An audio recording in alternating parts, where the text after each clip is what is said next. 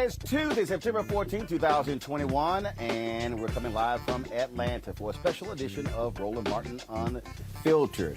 A group of brothers here in Atlanta, they meet on a regular basis. I was invited to speak to them, and so we're going to be talking with them about a variety of issues. First of all, will we see an end of black mayors here in Atlanta? It's a mayoral election that could happen. Also, Atlanta is known as the Black Mecca in terms of business. What is the future for black business in the city, but also for America? And also, what is the impact on the Georgia voting bill on the rest of the country? And lastly, we'll talk about the need for black America to be reprogrammed with John Hope Bryant, founder of Operation Hope, plus Dikembe Mutombo, who is our host.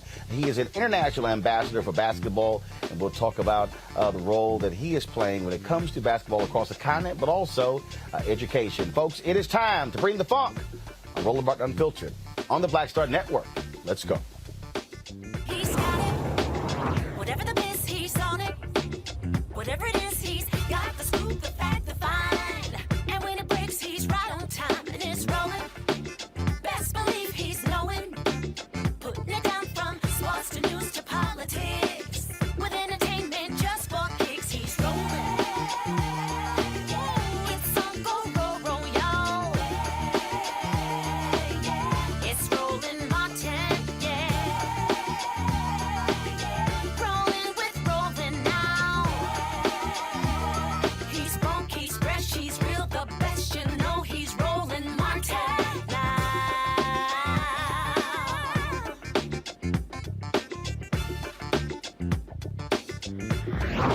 Martin.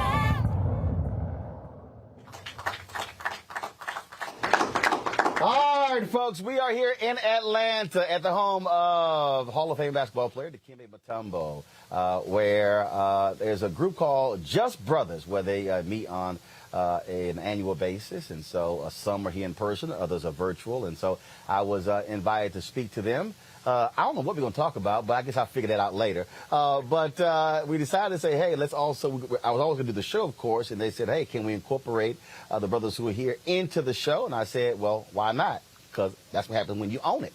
And so we're glad to be here, looking forward to this conversation. A lot of different things we're going to cover on the next 2 hours, and we certainly appreciate you guys being with us. Also, I'll be talking with the sister who is the first black president of Greenpeace, the environmental organization. I'll be talking with her on today's show as well. But first off, we are here in Atlanta, and as anyone who understands the history of this city, African-American mayors have transformed the city in a tremendous way. Now, remember, the last election, Mayor Keisha Lance Bottoms won by just 400 votes.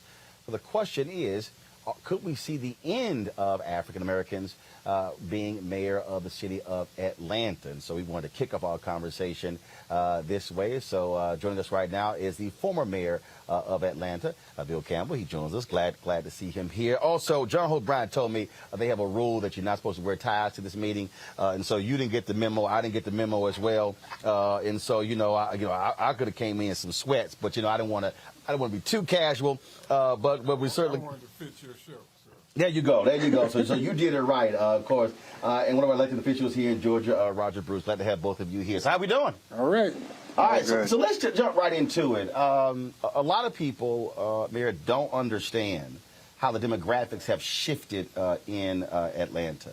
When we talk about other cities, Washington, D.C., people talk about how the explosion of growth in Prince George's County, well, a lot of people left Washington, D.C. Same thing here. Although people say they live in Atlanta, they actually live in Lithonia, or they might live in Gwinnett and other areas. And so how has the demographic shifts of African Americans moving to other places, bolstering those cities, impacted the voting population that's in the city? Well, when I was elected in 1993, the African American percentage was almost 70%. Now it's 47%. So there has been. African Americans are 47% in Atlanta, correct. The population or the voting age? Population. So Atlanta, the city, is no longer a majority black city? Correct. But the leading candidates for mayor in the election, which will be in about 2.5 months, are African Americans. One male, one female. One, the former mayor, Kasim Reed, and another who is the president of the city council, Felicia Moore. So I think you will continue to see African American leadership in the mayor's office for a number of years to come. And in fact, let me just also say that with the migration of African Americans in the surrounding counties, it's been a great positive because in all those jurisdictions, they have been turning out tremendous numbers of voters, and they have changed the dynamic of those counties, which were largely suburban, some almost rural. Cobb County, where the Braves Stadium is located, that's now almost entirely run by African American leadership, mostly African American female leadership.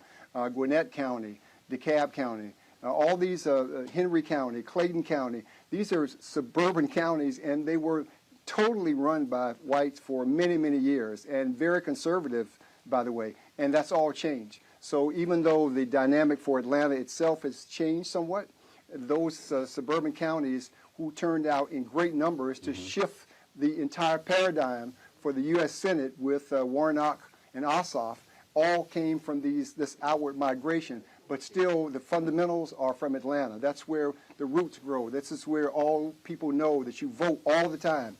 Runoffs. The only place in the country where African Americans turn out in runoffs is in Atlanta. That's why Kasim Reed won by only 500 votes in a runoff. That's why Keisha Lance Bottom won 500 votes in a runoff.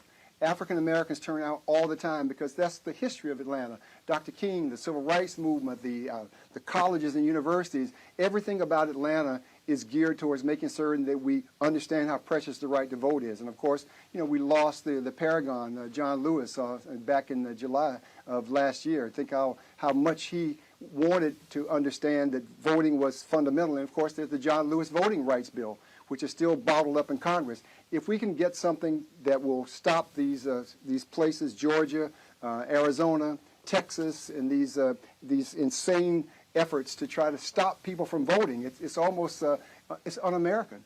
But yet they're trying to do that in some way as a tribute to Donald Trump's efforts to try to undermine the legitimacy of the election. So African Americans are going to have an African American mayor in Atlanta. There's almost no doubt about that. But the migration outward has made a real difference also. So I think you can rest assured that Atlanta and perhaps Georgia, again, will play a leading role in the politics of the country. We often talk on this show about the role that voting plays. I mean, I get people all the time who say, man, you always talk about voting and we don't see it. And what I'm constantly trying to do is connect the dots, trying to get people to understand that there's a direct correlation between who gets elected, contracts, services.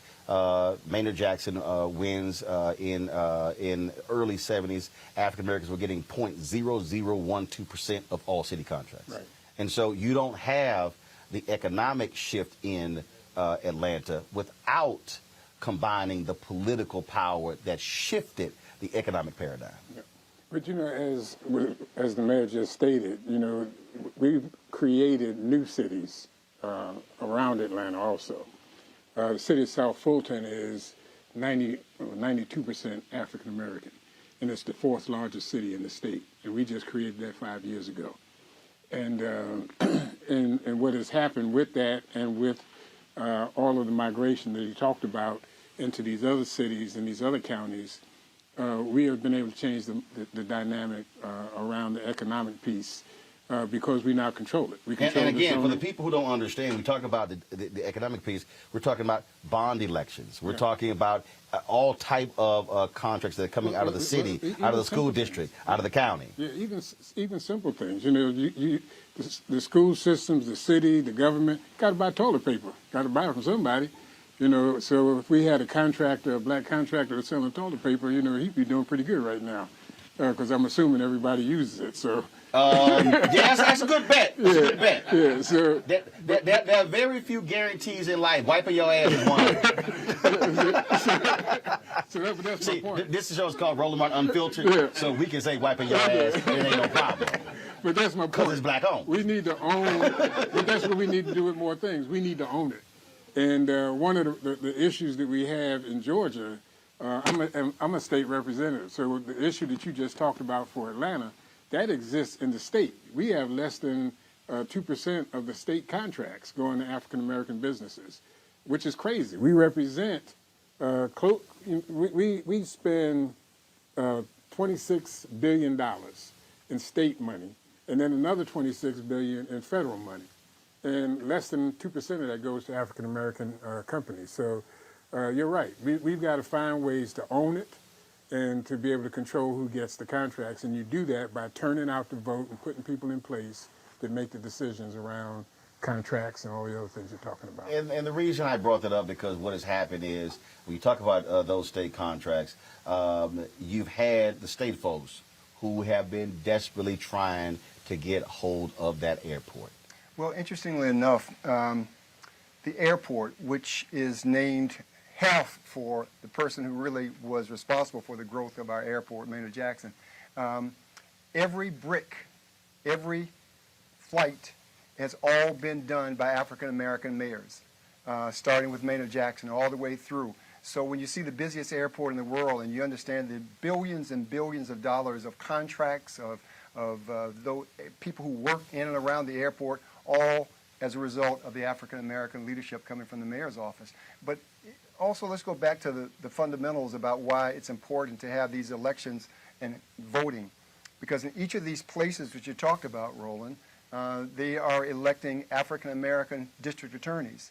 So the fundamental issue of justice, which almost always comes from district attorneys. You know, there's so much talk about the federal government but these decisions are made on a local level, and they're made by DAs, and these DAs really have no oversight. So the fact that Cobb County, because they are the chief law enforcement officer in each one of those counties. And they are a power unto themselves. But now with these elections in these suburban counties, who were almost invariably, they were white and conservative and more likely Republican, that's all changed now. So we're now seeing a paradigm shift, and that makes a real difference in the dispensation of justice. So I think you have a real appreciation for what Atlanta has meant and what it now means for these outlying counties who are now being changed fundamentally. And I will continue to say that this election is going to be essential for where we go as a country. I believe we are now in an existential battle for the heart and soul of America. It's not just the mask or vaccines. It's about whether or not we're going to move forward or whether or not we're going to allow Trumpism to take us back. And so I think that's what you have to understand. The voting in California today on a recall election, all of this is about the efforts to undermine democracy. Mm-hmm. And every election now, think about this. If the Republicans win, it's a good election. If they lost, it was stolen. So I mean, that's a heads I win, tails you lose. I mean, there's no way you can ever have any sort of assurance that we're going to have the kind of democracy that we've had and relied on in the past. That's why voting is so fundamental. And, of course, this was ground zero earlier this year for the voter suppression bill that went through the legislature. Because, and look, it's a fight for democracy, but I also keep laying out that we're also battling white fear. That what this is really about is scared to death that black people are turning out, scared to death that Native Americans are turning out, others are turning out, and they see what is coming because they're going to have to do in other parts of the country what white folks in Atlanta learned. Yeah. They had to share the power and the money. Yeah, exactly. And we're in a situation, you know, when democracy was working for white folks, they like democracy. It's not working for them anymore. So, I mean, deep in my heart, I really believe that they're trying to change the form of government that we have. Oh, no. That's not just your heart. No, that's in reality. Yeah. That's what the takeover of the Supreme Court was about. Yeah. That's what control of the federal bench was about. Because if you do have black folks who are in power, if they sue, they go to the federal courts, they can always throw those laws out. They throw them out. And that's what this is all about. It's changing it so that they can stay in control. You know, we were talking the other night, and it's almost like apartheid. You know, that they want to take us back to what South Africa used to be and be able to control it as a minority. You know, when you look at this filibuster that they're doing in Washington, that's the minority controlling the majority. Right. And so they're trying to do that in Washington, they're trying to do it here in Georgia, they're trying to do it all over the country, and people better pay attention. You know, we were talking earlier, and I'm scared to death about what's happening in California. If they get rid of that governor, and that black guy goes in there, and he changes the form of government that we have in Washington, I mean, a black person being responsible for changing the balance of power in the United States against black people, it's hard for me to fathom that. Oh, well, first That's of all, Larry Elder is one of the most evil, demented individuals out here, and he's a brother that Harriet Tubman would have left behind. Yeah, or thrown. He said, keep him. Or shot him. And I ain't got, look, I don't mince words. I don't play, you know, I saw some tweet by Megyn Kelly that she talked about how dare these folks criticize this man's daddy went through Jim Crow. I was like, well, clearly his damn son didn't learn nothing. He didn't learn nothing and so they must went to the school, they went to the school of Clarence Thomas being raised. I don't know what the hell's going on there. But the thing that the last question for both of you is this here though. I believe though that there are a lot of people out there who say, okay, I hear you, but they don't see or feel the impact of voting. And so no, they do. They actually do. Well, they just don't appreciate it well, because but, it's the schools. It's the right, but, it's the justice. But that has to be properly explained because Yes. what I've said is, it's not going to work to say somebody died for your right to vote. They like, okay, sorry, that ain't flying with me. And so, I fundamentally believe that we have to have a resurgence of citizen education workshops and class that walk folks through that. Because again, for that person who doesn't watch this show or they're not reading the newspaper, they're not looking at sites, they're just kind of like, man, I don't see it, I don't feel it, all this stuff sound the same. And so we've got to walk folks through that, and that means going back to those neighborhoods and going back to precinct captains and block captains and literally retraining, because you do not have the level of citizenship training in school that you used to have. But that's how Ossoff and Warnock were elected here in Georgia. It was a door-to-door effort. It was re-educating. It was getting people back to the polls, the old fundamental ways of making certain that you're contacting your neighbors, your relatives. Right. And that's what actually happened in Georgia. Right, but what I'm saying is that has to happen when the election is over and then in the off year. And saying, we need you coming to the city council meeting, the state board, the school board meeting, the state legislature, because, again, we're very good to me at mobilizing around the election. But the election is the end of one process. It's the beginning of another. Yeah, we've got to do it year-round is the bottom line, and we got to do it early on. They're not teaching these kids anything about black history in schools.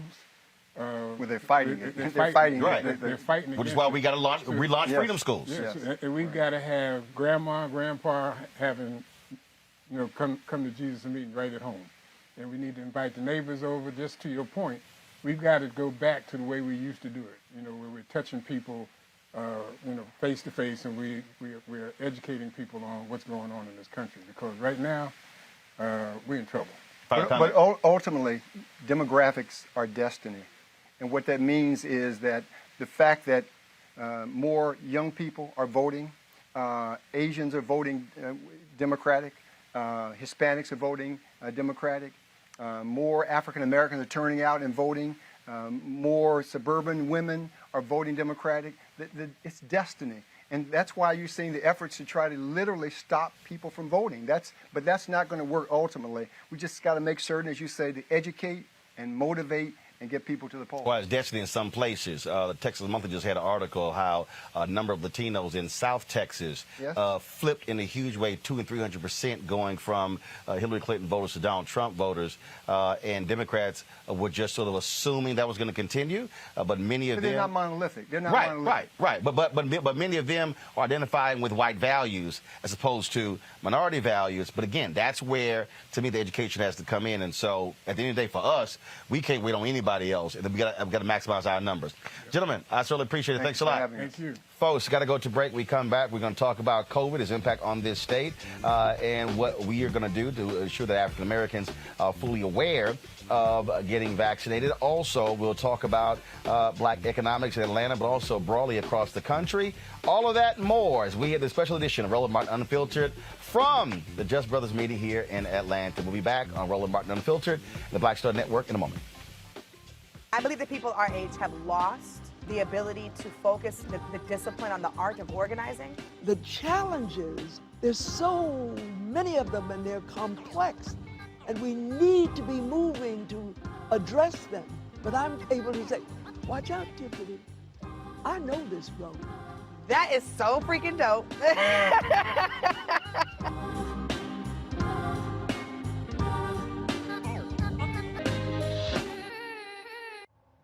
so a lot of y'all always asking me about some of the pocket squares that I wear. Now, Robert don't have one on. Now, I don't particularly like the white pocket squares. I don't like even the silk ones. And so I was reading GQ magazine a number of years ago, and I saw this guy who had this pocket square here, and it looks like a flower. This is called a shibori pocket square. This is how the Japanese manipulate the fabric to create this sort of flower effect. So I'm going to take it out and then place it in my hand so you see what it looks like. And I said, man, this is pretty cool. And so I tracked down, it took me a year to find a company that did it.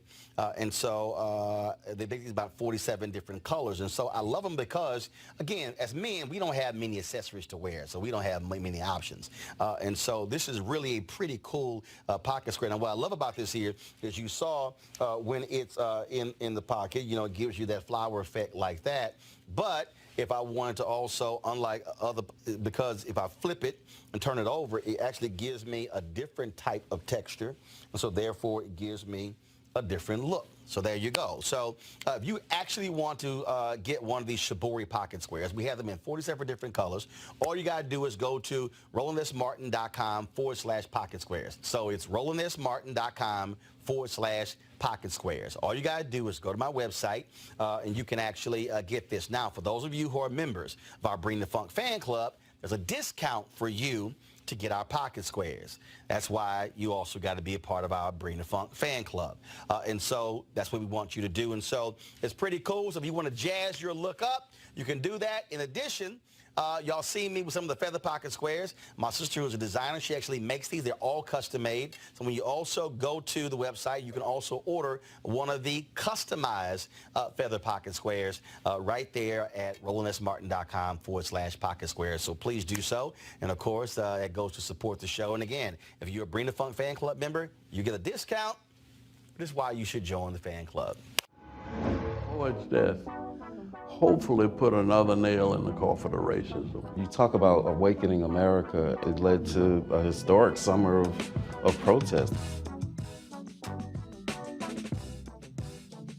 I hope our younger generation don't ever forget that nonviolence is soul force. Priceless.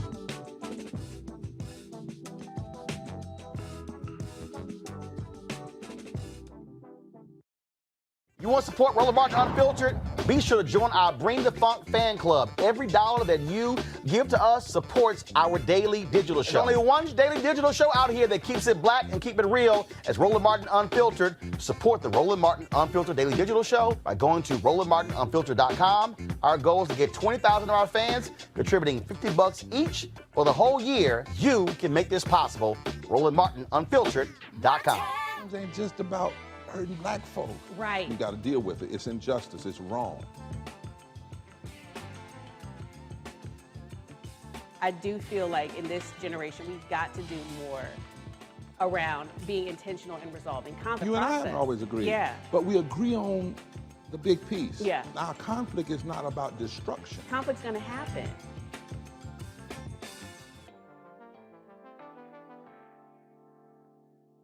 Hello, everyone. It's Kiara Sheard. Hey, I'm Taj. I'm Coco. And I'm Lily. And we're SWV. What's up, y'all? It's Ryan Destiny, and you're watching Roland Martin Unfiltered.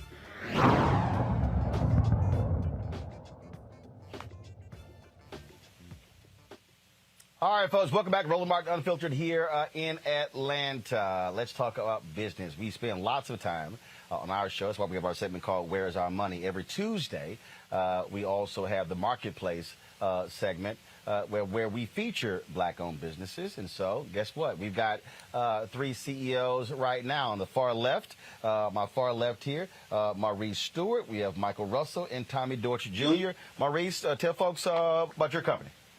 So my company is Outsourced CFO Group, and we help small-owned businesses, primarily black-owned small-owned businesses, to raise capital and manage capital for their businesses. How long have you been in business? About 14 years. Okay. Yes, Michael? Now, I'm Michael Russell. We are in the real estate and construction company, H.J. Russell & Company. We are celebrating 70 years next year. The largest in the country.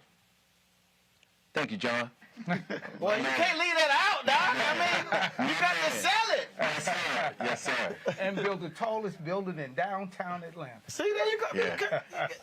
I got my people with me, man. I'm right. Right. You got to get that 30 seconds. You got to nail it, Tommy. I got it. Yeah, I've been in business 27 years. I own 6 businesses, a little bit north of 300 employees. I'm in parking, I'm in mattress manufacturing, consulting firms, and of course, my transportation company. And I've been in business 27 years. I decided after 16 years with the U.S. Senate I needed a real job, so I created it. Yeah, precisely. Let's talk about that, because one of the reasons in creating this show is I wanted to be able to feature voices that, one, you're not going to see on CNBC, Bloomberg, ABC, NBC, CBS. And so we've had a number of businesses that we feature every Tuesday. Because I get these people tell me, man, you need to have this person on and this person on. You need to have Claude Anderson, or you need to have this expert. And I said, well, I can have people on who can talk about the need for black-owned businesses, or I can actually have the black-owned businesses talk about what they actually do. And that, to me, Tom, is really where we are and where we have to be, because at the end of the day, it's not just about having a business. Right. It's building capacity and growing it. You know, pre-COVID, there were 2.6 million black-owned businesses in America, but 2.5 million only had one employee. Yeah, right. Average revenue $54,000. And I said, no disrespect, if you got just one employee, I said, no disrespect, that's not a business. Right. So we only are dealing with 100,000 black-owned businesses with more than one employee. That is not going to get it if we're talking about being able to move forward in the future. And we gotta grow it, and that's important. I'm at a point now I never would have imagined. My father was an entrepreneur, and it took me 22 years in public service to really get back around to it. But what I've understand with the most recent contract that I signed back in April, and I never would have imagined I'd be where I am. I now will have exceeded 200 million since I started business. But I spend a lot of my time helping other businesses to grow, because that's very important. And working, work with Michael's father. His father is a legend. And we designed the diversity and inclusion programs at Hartsfield-Jackson, thanks to the great Maynard Jackson, who started a program that still exists, been tested in all the courts.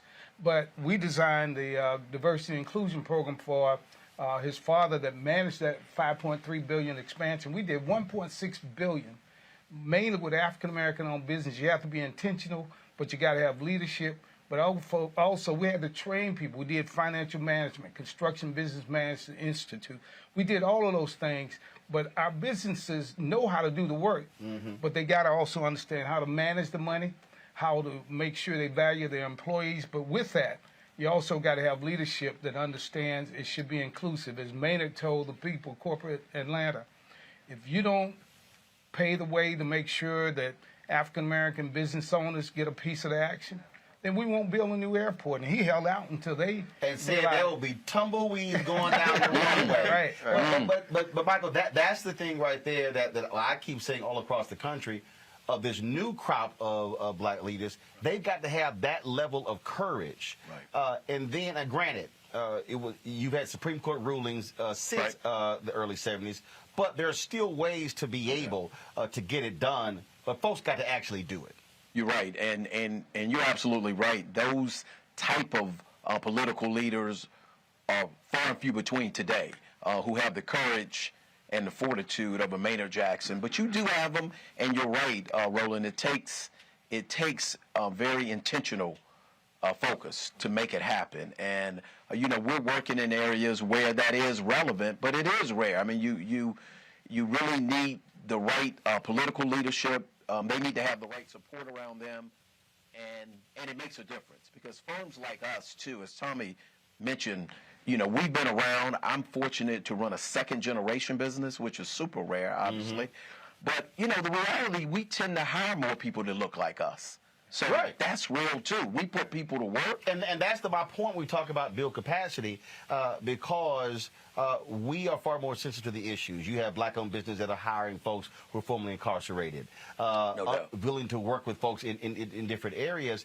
And so I've had people get mad at me. They're like, man, you keep going off on these companies when it comes to black-owned advertising. I'm going, Well, how in the hell you think we gonna hire people? Right. I'm like, if we don't get the money, there's a reason CNN does $1 billion profit. Right. There's a reason they're in 200 countries and they have thousands of employees. I said, because they have capacity. Sure. I said, so will you want us to sit here and continue to saying, oh, let's be fine with having 12 or 15? I said, no. Right. No doubt. I mean, you have to have scale. I mean, scale creates opportunity, and we, you know, and frankly, we as an organization are really being more intentional about how do we hire more black vendors? How do we partner with more black firms? And you know, we have an institute that we've set up about growing black entrepreneurship. That's a whole nother entity that we could talk about. But you know, I think firms like us that do have scale and have impact, we have to be very intentional about our efforts in hiring more black people. Maurice, when I was at TV One, I mean, here you had this black-owned company, and every time I had a big interview, they would send a white photographer. So I remember so I was like, okay. I said, now I want everybody to eat. I said, but y'all do know them white networks ain't hiring black photographers. Right. And so finally, it was when I had the Bill Cosby interview. This is right before all the news broke with the allegations against him. And I'm interviewing him, and this photographer, he's taking pictures, and the flash is going up. I'm like, don't this fool know we shooting video?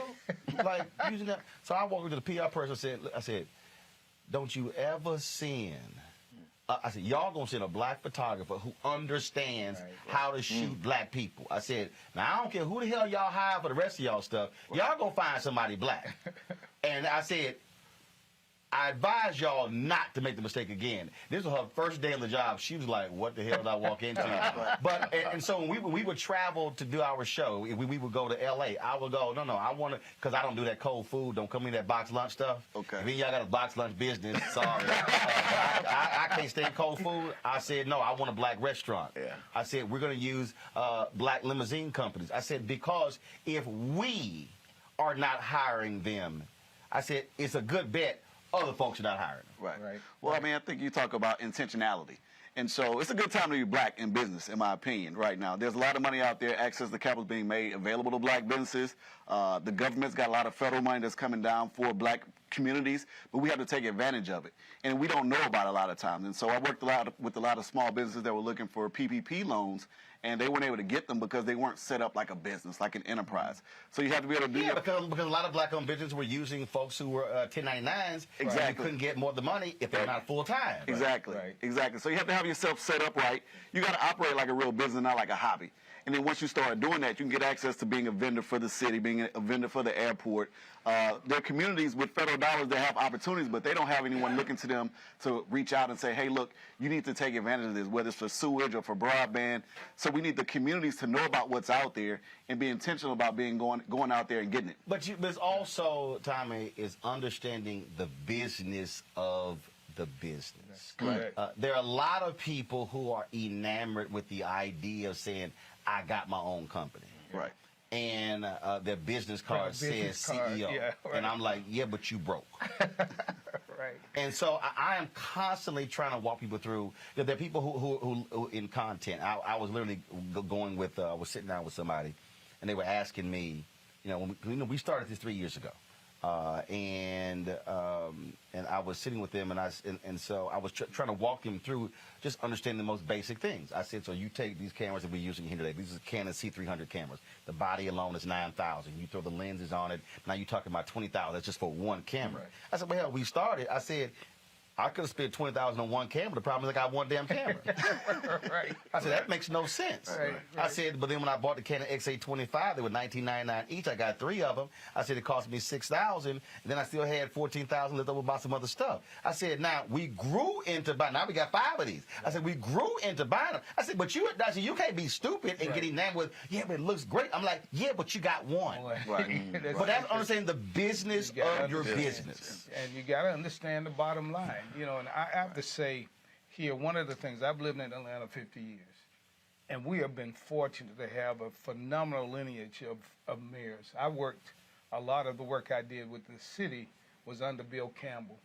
And there were challenges, but let me tell you, Bill didn't back away. We had each mayor had kind of a different value system and a different, I think, talent they brought to the table. Bill being an attorney and all, but when they challenged the DBE program that we had, Bill rallied a lot of us business folks. At the time, I had not even had a contract with the city of Atlanta. To be honest, my contract was with Herman Russell, but it was important for me to make sure that those businesses had access. And so we pulled folks together and we went after the businesses that have benefited and said, look, you're going to put money up like the rest of us for us to defend this program. And we did that. Bill appointed me as chair of the Atlanta Fulton County Recreation Authority. We built Phillips Arena at the time. It's now State Farm without one penny of taxpayer money because of its creativity. And when we look at Atlantic Station, and we had black people involved because Maynard was the godfather, and everybody followed him. Ambassador Young brought a different talent, and you know, Kasim brought a talent, and Keisha brought a different talent. But the key was all of us stand together, and even to this day, they're still trying to keep people in. But we have to understand we've got to teach and help our folks. Because when I was with the Senate, you know, I helped to create at least 31 multimillionaires with Sam Nunn through procurement. He was one of the most powerful senators. But I had to go sit with, I remember this one guy had a phenomenal restaurant, made SBA make money available to him, and I drive up, and he got a red Porsche sitting out in front of his restaurant.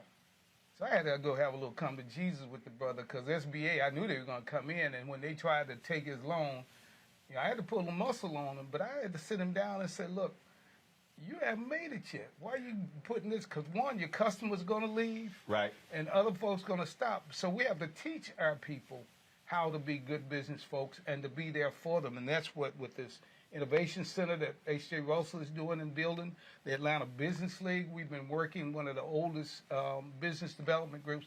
But I say to everybody, you know, we've been blessed, but we have to share those blessings. That's why my wife and I give away at least 1/3 of everything we earn back to community and with my foundation, because I understand I'm not the smartest, but even though my relationships, I hold everybody accountable with these other companies. They got to reinvest. PPP, I have Wells Fargo calling me. I had the people from BB&T. I went to National Unity Bank because I knew all of our black businesses weren't getting those opportunities. Right. Went to a black bank, New Birth, because there were fees associated and they with the PPP, that's and that's why the major banks were sucking a lot of that money up. Right. And my church, New Birth, with our friend, we went to Citizen Trust. The 100 Black Men of America, we went to Citizen Trust. We used black banks because there are only 18 left. Right. And we went to those black banks and invested our money. We got our PPPs from them. And we continue to move, but we have to understand we can't expect folks to give us opportunities if we aren't providing opportunities ourselves. And Michael, that's why, you know, we are literally building out our new studio in D.C. Lighting company, black. The drapes, the green screen, the black drape company out of L.A., they black. The set that was built, brothers built that. The new set that's being built that. The engineers who did our control room, black. So it wasn't hard finding them. Right. Bottom line, you just got to look. I do want to talk about, though, and this is that constantly bothers me, and I've spoken at a number of black chambers of commerce events all across the country. Rarely on the agenda, mergers and acquisitions and joint ventures. Yeah. And I gave a speech at the Department of Transportation. There was a sister came up to me when I was done, and she said, the last 3 years, my partner and I, we have been preparing to sell our business. She said, it wasn't until listening to your speech that it hit me, we could actually go acquire somebody else. Right. And that's also part of the deal when we talk about capacity. You talk about Herman J. Russell, when y'all do business in other states, y'all have partnered with other folks. Sure. As opposed to saying, oh, we can just do all this stuff ourselves. Talk about why that's also valuable to build a business, having a partner with someone, not trying to be in your own silo, saying we going to see all the money ourselves. Well, it's a couple things. One, it's about risk management. I mean, sometimes partnering is about managing your risk, particularly if you're talking construction, which is a risky business. You need to have a partner who you think brings value to the table like you do, both financially and technically to help. Secondly, it gets to leveraging. You know, how do two firms come together and 1 + 1 = 3? You know, which really it can be technical, it can be political, it can be just skill set around a certain thing. And three, for us, I mean, we've probably done more joint ventures, frankly, than any African-American firm in the nation. Historically, it's helped us grow our capacity. You know, we've been able to build people. Now, the key is being able to keep those people. After you have them on these jobs, you have to, you know, continue to work hard to grow your human capital because, you know, really, I mean, you're in the service business, and service business is people. So, and that's always difficult for black businesses is how do you grow people and keep them? And certainly for my business, it's difficult because particularly in these times, the majority firms love to get a black business person that's been with Russell for 10 years and I've trained them, I've grown them, you know, so you really got it. It's a very tricky proposition, but it's critical to being able to grow your enterprises. How can you grow your human capital? Which means, you know, as a business owner, you gotta, you know, keep your humility and understand that it's not all about you. It's about your people and being able to grow. It's a bit to grow and retain people. It's so funny you're talking about that. Dr. Ebony Hilton is with the University of Virginia. We've had her on our show numerous times, talk about medical issues in COVID, and just got signed as contributor to MSNBC. Yeah. And so she, because of that deal, no longer can appear on our show. And I've got folks that are like, oh my goodness, you know, but you built these people up. I said, no, it's all good. I said, I'm gonna go find another 15 doctors. And then if they hire those 15, I said, that's cool. I'm going to go find me another 15. Yeah, I said, y'all, because trust me, when you turn on all these cable networks, most of the black people you see, they all came through me. There you go. And I'm like, oh no, I'm going to go find some other black people. Right. See, you've grown capacity. I mean, you've grown capacity, and that's so critical. Only when you have black companies of some scale can you start to train and grow people. And you're right. If they got it in them, particularly to be an entrepreneur, hey, you know, we came from entrepreneurship. Right. I mean, you know, I can't hate on somebody who wanted to be an entrepreneur. I learned that one of my young ladies, she left to go to another company, and she was all scared. She's like, I thought you were going to get mad. I was like, I said, I ain't never got mad when somebody left. Right. And I've never tried to talk somebody out of leaving. Right. And people looked at me like, I don't understand why. I said, because if you felt that you made the decision time for you to go, I said, I'm good with that. Right. I said, I'm fine with that. Now, I'm going to go find somebody else. Sure. Right. I said, so I advise you, don't come to me trying to bluff. Don't come in 3 months. Right. Well, or don't try to come bluffing, saying, well, maybe I can get more. I said, no. I said, because I'm going to let you leave. Yes. I'm going to let you leave. Go ahead. You want to make a point? Go ahead. Well, I was going to say earlier, you talked about entrepreneurship, and I think it's one of the underrated forms of becoming an entrepreneur is through buying a business. And so when I left corporate America, I bought a business. And I went through the process. Do I start a business? Do I franchise? And that's what we think of as entrepreneurs. But when you buy a business, you can buy a company that has a stable cash flows. Right. They have a history, so you know where your customers are coming from. You've got something that you can build off of. That's how you get to 1 + 1 = 3. And now they've got what's called the silver wave. So you have a lot of baby boomers that are retiring. These people have had businesses for a very long time that have been successful. We can come in, leverage capital that's out there and available, and buy something that can replace our income multiple times over using a limited amount of cash. And so I think something like M&A and buying businesses is something that's very, very underrated that we should be talking about a lot more in our community.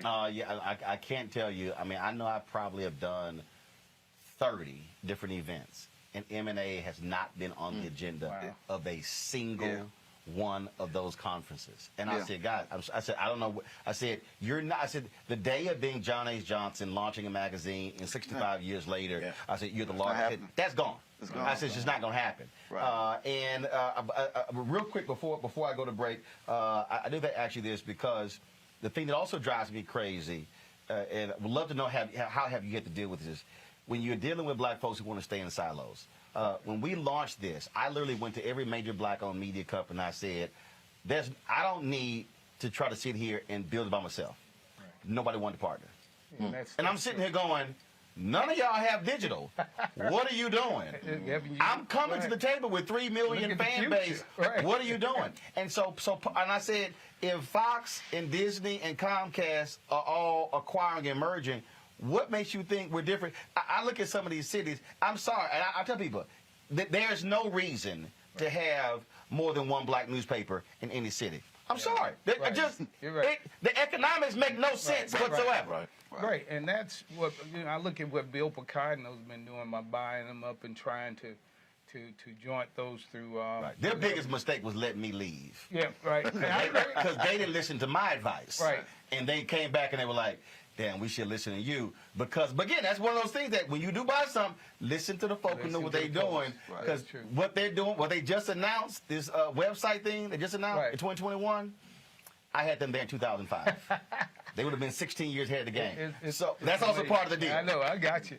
And I like what John, I know you're going to interview him shortly, John Bryant, and what we're doing at Operation Hope with the 1 Million Black Business piece to try and grow and scale those. But you're right. The important thing is I've had people who were partners, and when I found out I was doing more work and doing more of the cash calls, I bought them all out. And I realized in business, now Bill Picard can be my partner anytime. If he's doing $1 billion worth of business every year, right, that's the kind of partner I want. Right. And then one of my partners was the former president and CEO of Aflac from Cuba. Good friend, close brother, brought him in. But I had some great friends who are good people who are in public service and good people that can do whatever, but they didn't have the business acumen.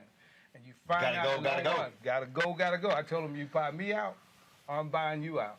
And I have only two partners. I have my partners with Bill Picard and Mattress Manufacturing, and then I have the partners in the parking. And these young white guys came to me in '96. I have my own parking company, and they came to me, wanted to create a company called Landcore. And that's Lanier Cornerstone. Lanier is the biggest parking company in the southeastern region.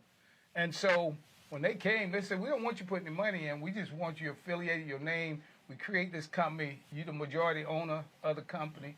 Let me tell you, we have done, even in that deal, north of $75 million since we came. And I'm the CEO and chairman. Now, they had all of the knowledge, but I had the management skills. And I told them, now I'm coming to the table with more than just my name. Right. But I've done that with a lot of black-owned businesses. That's important. Not black business, but black-owned business. Right. And so there are some great brothers and sisters out there in the business. I was just with Case Lawal, your home, and he's phenomenal. Absolutely. Started at Fort Valley, graduated at Texas Southern. So you got to look at people who are in the business. Like you said, if they would have combined like the efforts to try and get black banks to combine earlier, we'd be farther ahead right now. And so you're right, Roland. You can't be afraid, because for me, I'd rather be with my brothers and sisters, because we're all going home. We're going in the same neighborhood, and some are going up other. I'm in Cascade Heights. I'm where your dad and everybody else, where the black money. I mean, and I'm so proud. People going to Buckhead, and they're finally getting crime up in Buckhead. We've been dealing with it in our neighborhood for years. All of a sudden, it's a crisis, when in fact, it's been going on for years, but now they get hit with it. But all of that, it's just simply say, we got to learn to trust, because if I I don't eat fast food anymore. Well, I hope my sponsors don't hear that. But I don't eat fast food. When I go to... You know you eat fast food. You try to say that so your wife watches. Stop fronting. See, y'all, Tommy lost a lot of weight, so Tommy like Luther. This is like big Tommy, little Tommy. Big Luther, little Luther. See, that's what we got going on right here. So that was for his wife. That's it. He had nothing to do with his partner. He was like, my wife listening. I don't want her to know I got me a burger. Come on here. But we have to remember, there are a lot of our people who go have a bad experience with a company that's black owned. I'm not going back. And they have bad experience, white folks. White folks mistreat you, and they can't wait to get back. Right. But what I do is take a teaching moment. If I go to Buckhead, and I'm at, let's say it's a McDonald's, and I get great service, and I go to Bankhead, and little sister say, what you want? I take the time to have a teaching moment. But I call that manager. That's right. And I say, I'll be back, but you got to give me the same thing. Your food, your menus are the same. You got to train these young people. And that's what our people got to understand. Give us service.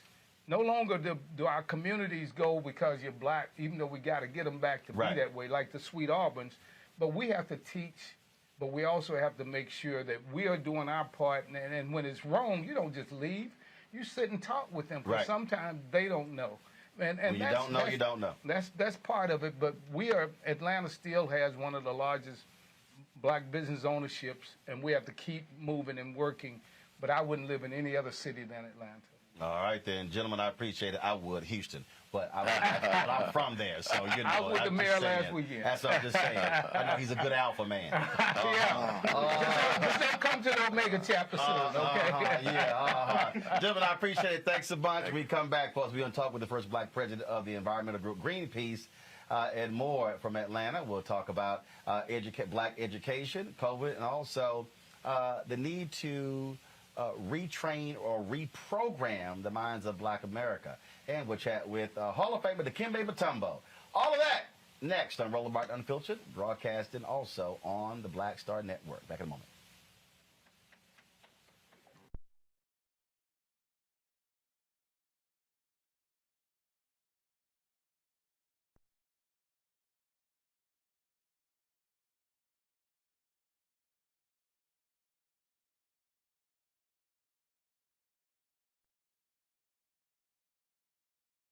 About first on the show. Now, see, now you know you can't walk in front of the camera. Oh, my God. Yeah, you got to duck. Oh, my God. Come on now. All right. And so, you know, we're always covering first on this show. And so she is the first black executive director of Greenpeace. Ebony, how you doing?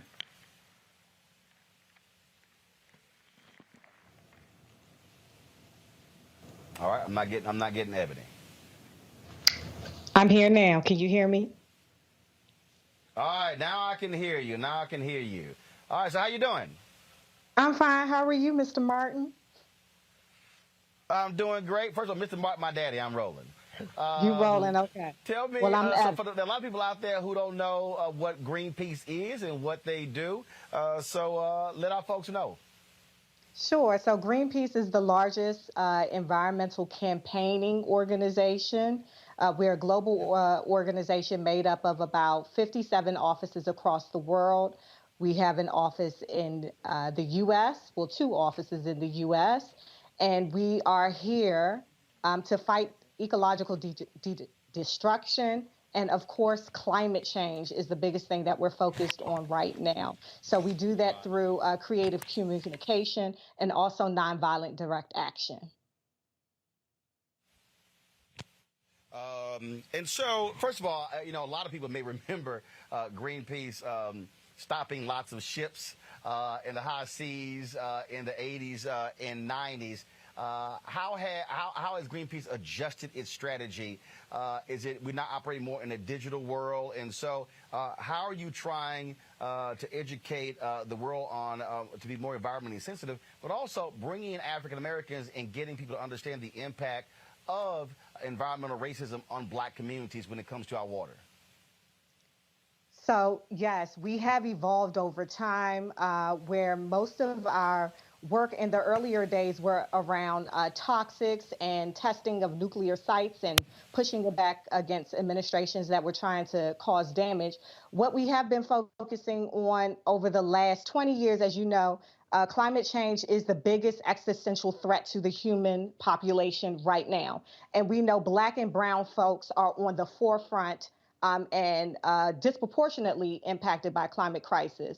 So we have done a number of things, including reports that we've partnered with Movement for Black Lives to educate folks on what fossil fuels and really what the gas and oil industry is doing to destroy our planet, and also how that dark money operates within oil and gas, and also holding administrations accountable. Right now, of course, the Biden administration, holding him accountable, holding his feet to the fire so that we can get the solutions that we need for more clean and equitable, just climate solutions, which we have the answers right now. We just need someone that is bold enough and will take action in this moment. Obviously, it's important coming to this platform, talking to African Americans. What is your plan to bring more black voices to the table? We have Mustafa Santiago Ali, of course. I'm sure you know his work, environmental justice. But how are you looking to expand the African American input when it comes to environmental issues? So we know that African Americans, a study just came out by Yale that showed 60% of African Americans are concerned and alarmed about the climate crisis now. The problem is no one is talking to our folks. Also, we know that the environmental movement historically has been white-led. And what I'm excited about now in my appointment in this role is to be a bridge, more so to speak, to for the Black community and the larger, broader environmental movement. We already have a vibrant environmental justice movement led by Black and brown folks that has gained steam, but we aren't talking to folks. We aren't talking to people. We aren't telling our constituents what you need to do. How can we fight back this crisis? How can we hold our elected officials accountable? What are we looking for when we vote? So these are some of the things that we are doing. We have a Build Back Fossil Fuel report that we just released a couple of months ago that speaks to the destruction that's happening and also gives clear next steps for people to do and action that they can take. So that we can build a more just and equitable future for us all. All right, Ebony Twilley Martin, we certainly appreciate it. Good luck as the News Executive Director for Greenpeace, and where can folks find more information to reach out to you? Sure, always. We are on Twitter, greenpeace@usa.com, and also you can text us at 86799. Text volunteer at 86799. We have teams all across the country that can mobilize your community and get you involved and give you solutions to push forward in your areas. All right, then. We certainly appreciate it. Thanks a lot. And, of course, you do great with that last name. I'll tell my husband. Do that. I appreciate it. Thanks a lot. Folks, going to a break. We come back, we'll talk Black education here on Roland Martin Unfiltered, streaming on the Black Star Network. Back in a moment.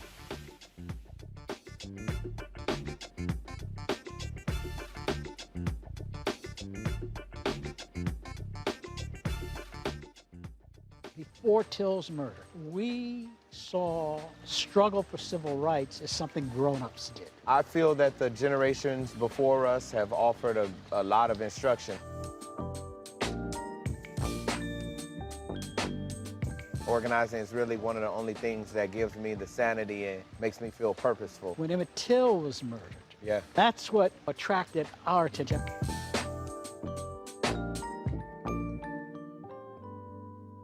When you study the music, you get Black history by default. And so no other craft could carry as many words as rap music. I try to intertwine that and make that create whatever I'm supposed to send out to the universe. A rapper, for the longest period of time has gone through phases. I love the word. I hate what it's become, and to this generation, the way they visualize it. Its narrative kind of like has gotten away and spun away from, I guess, the ascension of Black people.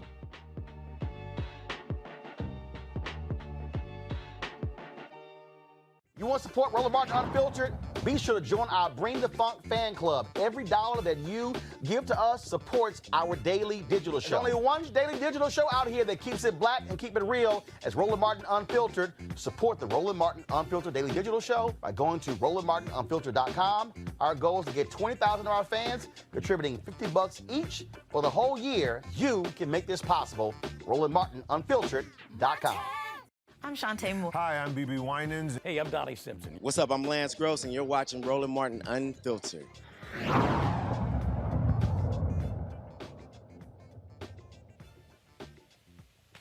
All right, folks, welcome back. Obviously, our children are indeed our future, and Big Brothers Big Sisters plays a huge role in reaching them, teaching them, and preparing them for the future. Joining us right now is the head of Big Brothers Big Sisters here in Metro Atlanta. Glad to have Kwame with us. Kwame, first of all, how you doing? I'm great. Glad to be here. So one of the things that so many people they've seen the commercials, they've seen the promos, things along those lines, and we're now operating in just a whole different environment with COVID as well. And so, how has that impacted Big Brothers and Big Sisters being able to serve the needs of the young men and young women who come through your various centers? Well, for starters, I like to say the need has just gone up. You can think about young people who had outlets to go to school, after-school programs, and now they weren't doing that during COVID. So mental health, food issues, housing issues were a lot more elevated during COVID. So the need for mentorship was even greater. So we've been doubling down to get people to sign up to be big brothers and big sisters, to mentor young people, to defend potential. That's what we talk about a lot. Because young people are going through really tough times, that were going through tough times before COVID, and more so during COVID. And how are you doing that? I mean, is it virtual? I mean, so how are you still being reaching them? Yeah, we pivoted to virtual during COVID. We actually just moved our office from Midtown to the west side of Atlanta to be more intentional about the work, to be in the community, to recruit more big brothers and big sisters from those communities. And we're going to be actually setting up satellites in high-need parts of Atlanta to better serve the community. So we've been very intentional in recruiting people, and they're glad to be on your show to talk about the need. We got about 500 kids on a waiting list here in Atlanta, 30,000 kids across the country on a waiting list, mostly boys, mostly kids of color. So it's really about the community coming together to support young people, even more so now that they need the support more. What are the requirements? Or somebody out there who's watching or listening and they say, hey, man, I'm interested in this. What are the requirements? What's the time commitment? Is there economic commitment for them to be involved? So no economic commitment. This is something everyone can do. You know, I tell people no one can create new time. We're all busy, right? We're all running around doing different things. But incorporate this young person in your existing time. I do it myself. I'm a CEO of an organization. We can all do this. We ask for 8 to 12 hours a month at a minimum, but you're bringing this young person along with you in your journey in life. So this is not something new time you have to create. This is something anyone can do that's 21 and up and cares about kids. Let's do this here. We decrease this audio, please. We talk about again. So so what's the average time commitment that someone invests? So we ask for a year commitment up front. Okay. We know if you come in a young person's life and you leave within a year, you can actually do more damage. We ask for you to spend 8 to 12 hours a month. This is something that anyone can do that wants to defend the potential of young people. It's not, you're not adopting this young person. This is not foster care. This is really spending some time with a young person and helping them navigate life. This is something I've been doing, you know, my whole entire career. When I was 17, I was in prison. And I met a young person named Anthony. And I met him in the hole. And he kept coming back to the hole. And I said to him one time, I said, Anthony, why do you keep coming back to the hole? And he said something to me that started my journey on this defending young people. He said, Kwame, your father comes to see you every week. He said, I met my father here for the first time, and he's in the next unit. Wow. Fast forward 15 years, I joined Big Brothers and Big Sisters. I get matched with a young man named Anthony, right? And I've been able to do it, fit it into my life. This is something anybody can do. It's really about helping young people and defending their potential. When you talk about the waiting list, 500 in this in Atlanta, 30,000 across the country, and you say most of them are young black men? Yes, young boys. Yep, young black boys, boys of color. There's been a huge uptick in Atlanta with crime and violence and young people getting involved in different things that they shouldn't be involved in. And my suggestion has been not to have more cops, cameras, and curfews, because that's what most cities do. And there's definitely a need for police. I support police. I believe in community policing, for example. But just locking young people up is just going to be part of the whole mass incarceration deal. We know that does not work. Instead, we got to address some of these root causes and these root problems that young people are facing around food, housing, mental health. That's why some of these young people are making these bad decisions. But as we as a community come in and address some of those issues, we can avoid having to resort to just more cops, cameras, and curfews. All right, then. If somebody wants to reach out and connect, how do they do so? Go to our website. You know, we're in pretty much every city. You can go to Big Brothers Big Sisters, whatever city you're in. We'd love to have you here in Atlanta. We got about 500 kids on our waiting list. We need more people who are trying to help defend potential of young people and help young people reach their full potential. And that's what it's all about. Kwame Johnson, we appreciate it, man. Thanks a Appreciate lot. you. Thank All you. right, good luck. Yep, thank you. Folks, when we come back, we're going to talk transportation, mobility. How vital is that for African Americans to improve their lot in lives? It's something that a lot of people just simply assume and take for granted. No, it is a real issue. That is next. We'll also talk about reprogramming or retraining the minds of Black America when it comes to success. And we'll hear from Hall of Famer Dikembe Mutombo about the work that he's doing all across the globe as a global NBA advisor or ambassador. All of that, Roland Martin Unfiltered at the Just Brothers meeting here in Atlanta, broadcasting on the Black Star Network. Back in a moment. White supremacy ain't just about hurting black folk. Right. You got to deal with it. It's injustice. It's wrong. I do feel like in this generation, we've got to do more around being intentional and resolving conflict. You and I haven't always agreed. Yeah. But we agree on the big piece. Yeah. Now, conflict is not about destruction. Conflict's going to happen.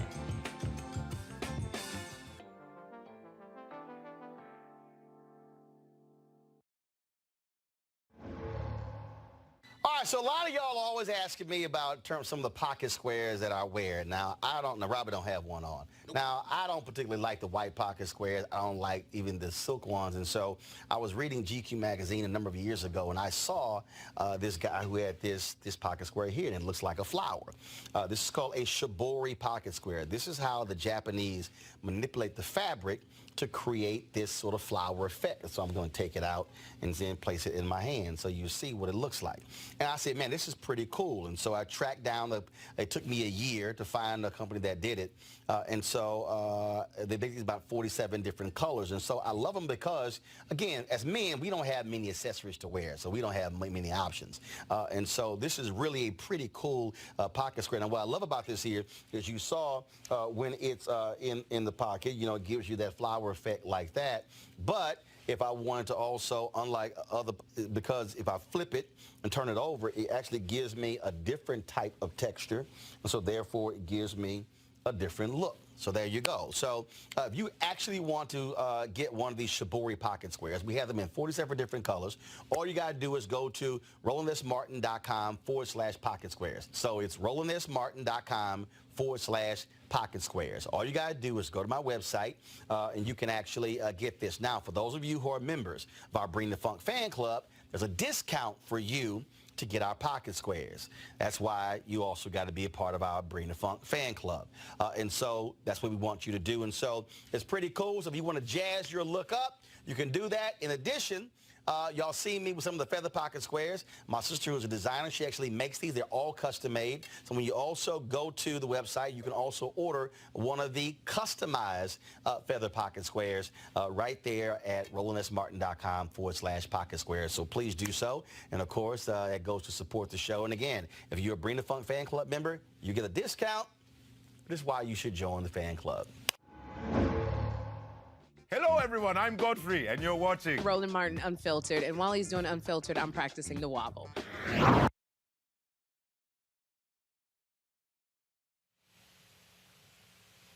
All right, folks, welcome back. Lots of conversation in Congress when it comes to raising taxes, not only on corporations, but also the individual tax rate. What could the impact be on African Americans? Joining us right now is Earl Peak. He is in, as we just say, he in the money business. Yes, in the money business. Earl, glad to have you here. What's the name of the company? Diamond Ventures. And that is? Diamond Ventures is a venture capital and finance firm. We deploy capital for the Black Economic Development Fund. We also advise corporations and governments on deploying capital both in the United States and private companies. A lot of folks say that corporations are not paying enough in this country. There should be an increase in the corporate tax rate. It was cut by Donald Trump. Also, President Joe Biden and Democrats are talking about raising the highest income tax bracket to what it was pre-Trump.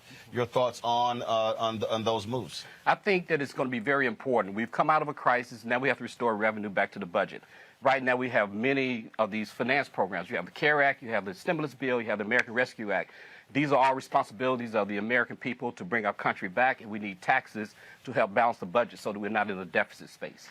And one of the things that I'm constantly also trying to explain to people in terms of where we are is that when we look at the amount of money, corporations are parking so much cash. I forgot, one of the banks literally said, hey, y'all got to send y'all money elsewhere.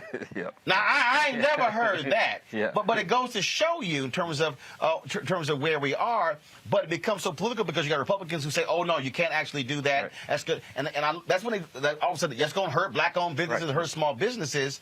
But how in the heck do you also pay for stuff if you're at your corporate rate at the lowest in decades? Well, right now there was some tax laws that were changed that was supposed to bring some money back overseas, repatriation of money back over here. Did it happen? Which needs to be taxed. Still fuzzy. Right. Not really happened. That didn't happen. This other stuff didn't happen. Right. So all things that were promised didn't happen. Didn't happen.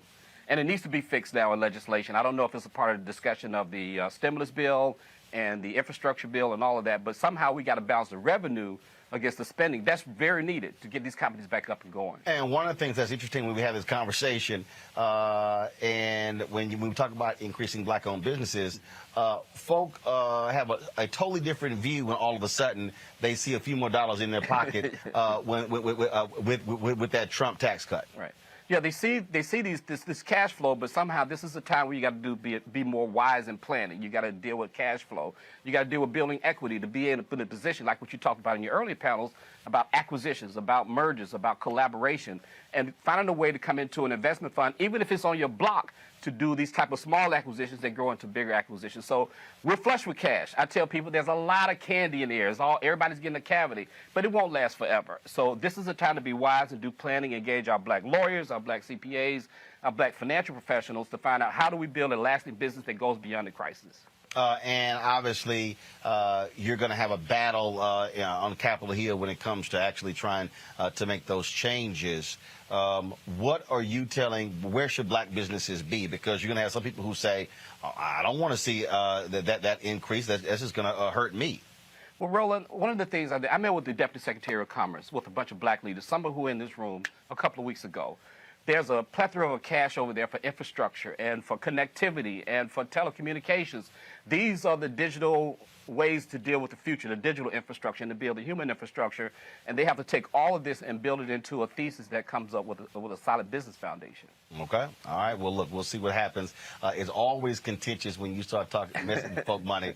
And we know a lot of these companies have massive lobbyists. Right. They do not want to see those tax breaks go away. But as you said, at the end of the day, look, if we want to pay for nationwide infrastructure, the money got to come from somewhere. Got to come from somewhere. Got to raise revenues, and the way to raise revenues is through taxes. All right. And all that. I appreciate it. Thank you very much. All right. Thank you. Stay right there. All right, folks, going to go to a quick break. We come back. We're going to talk with John Hope Bryant on the need to reprogram Black America.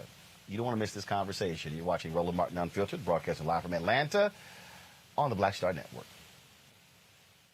Black women have always been essential. So now how are you going to pay us like that? And it's not just the salary. I mean, there are a whole number of issues that have to support us as women. Yeah, but that's what we deserve. That we shouldn't have to beg anybody for that. And I think that we are trying to do our best as a generation to honor the fact that we didn't come here alone and we didn't come here by accident. I always say every generation has to define for itself what it means to move the needle forward.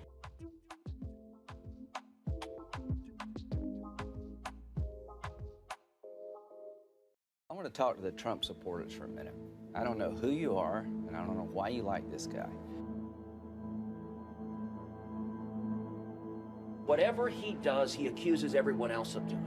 The man cannot tell the truth, but he combines it with being a narcissist. A narcissist at a level I don't think this country's ever seen. And my concern is that he would grab up that power and really treat the country as sort of his little bully fiefdom. Donald Trump is everything I taught my children not to do in kindergarten.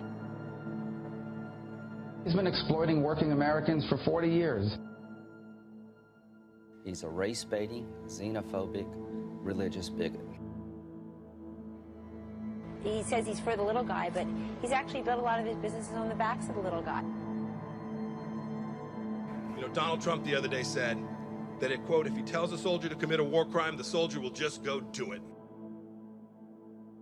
And I don't think Donald Trump has even read the Constitution, knows what's in the Constitution. A toxic mix of demagoguery and mean-spiritedness and nonsense. I just cannot support Donald Trump. Donald Trump is a delusional narcissist and an orange-faced windbag. Donald Trump is a con artist. He doesn't know the difference between truth and lies. He lies practically every word that comes out of his mouth. I think he's a kook. I think he's crazy. I think he's unfit for office.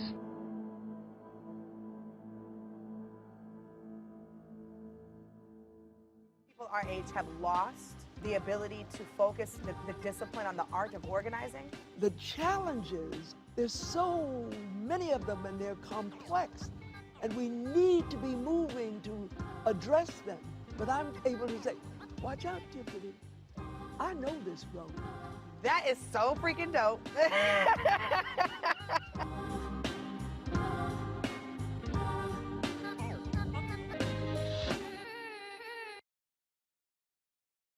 I'm Deion Cole, and you're watching Roland Martin, Unfiltered. Stay woke.